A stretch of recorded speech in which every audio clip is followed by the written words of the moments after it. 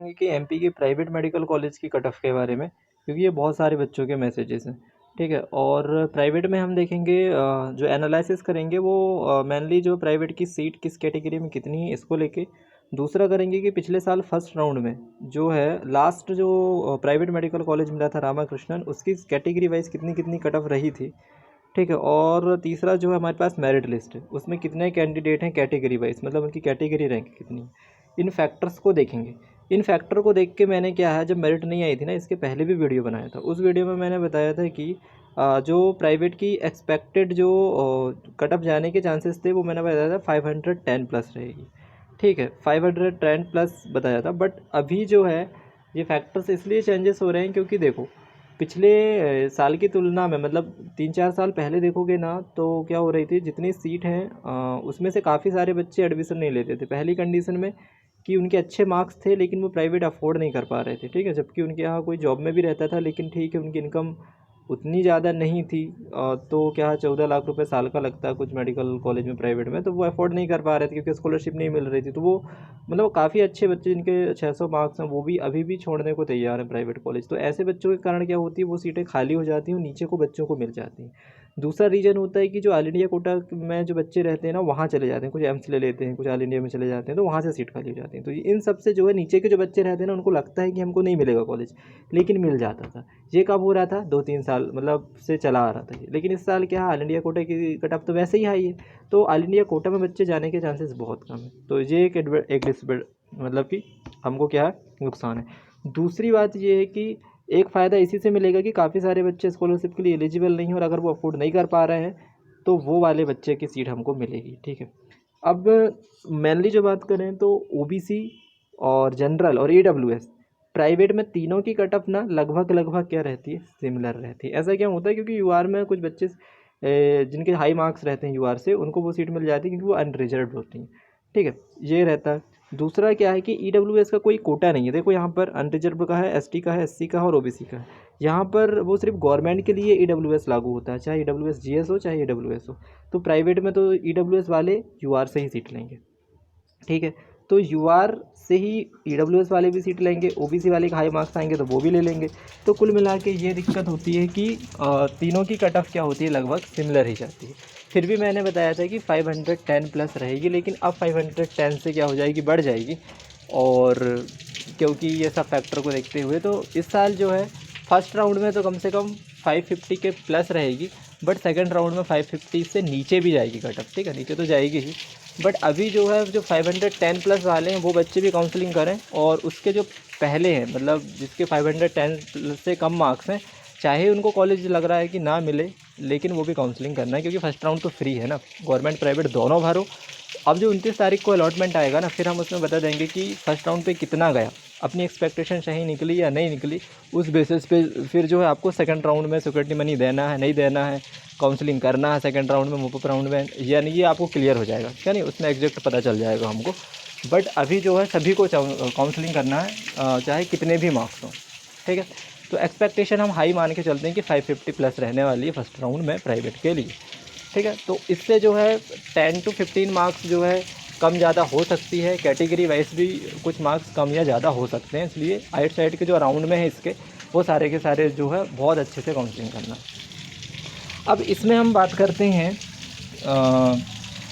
इसमें हमारे पास सीट देखते हैं ना, सीट देखते हैं। सबसे पहले देखो अनरिजर्व्ड की जो प्राइवेट में सीट हैं, वो टोटल सीट कितनी दिख रही है हमको, ओपन कैटेगरी के लिए 19। नीचे जाएंगे हम, यहाँ पर देखेंगे, यहाँ पर देखो टोटल कितनी सीटें दिख रही हैं हमको, यूआर के लिए हमको जो दिख रही हैं इसमें 934 सीटें हैं। ठीक है, 934 सीटें हैं। फिर बाकी कैटेगरी में जाएंगे, जैसे कि एसटी पे, तो एसटी पे 373 है। एससी कैटेगरी में जाएंगे तो कितनी है हमारे पास, एससी कैटेगरी में देखो 299 है, और ओबीसी में देखेंगे तो 262 सीटें हैं। ये है प्राइवेट की सीटें। अब हम पिछले साल की कट ऑफ देखेंगे तो पिछले साल देखोगे कि यूआर में देखोगे तो 471 में मेडिकल कॉलेज मिल गया था प्राइवेट का, जो सबसे लोएस्ट था फर्स्ट राउंड में 471 का जो है प्राइवेट कॉलेज मिला था। ठीक है, और फिर ओबीसी की बात करें तो ओबीसी को 468 में मिल गया था, और ईडब्ल्यूएस तो इसमें है नहीं, तो वो भी यूआर में ही कंबाइन होके लिए। ठीक है, और इसके बाद एससी की देखेंगे तो 340 में और एसटी को 224 में मिल गया था। ठीक है, तो एससी में देख सकते हो 340 थी पिछले साल।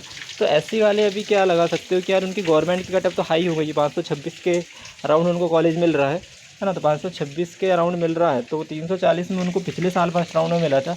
तो अभी सोच सकते हो जब 100 मार्क्स आ रहा भाई, पिछले साल देखो 450 में कॉलेज मिला था गवर्नमेंट, तो अभी कितना हो रहा 526, तो कितने मार्क्स बढ़ रहा ना, 70 मार्क्स के प्लस बढ़ रहा। तो इसमें भी कटअप बढ़ाओगे आप तो कितनी होगी एससी की।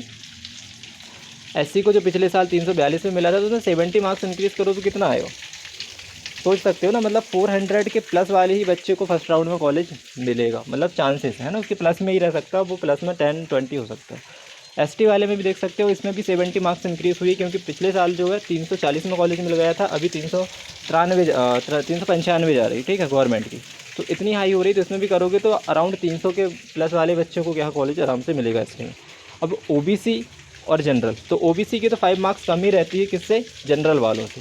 ठीक है, तो यूआर कैटेगरी में पिछले बार जो 471 पे फर्स्ट राउंड पे कॉलेज मिल गया था, लेकिन इधर जो है 500 तक भी किसी को कॉलेज मिलने की पॉसिबिलिटी नहीं लग रही कि मिल जाए उनको कॉलेजेस, बहुत कम चांस है।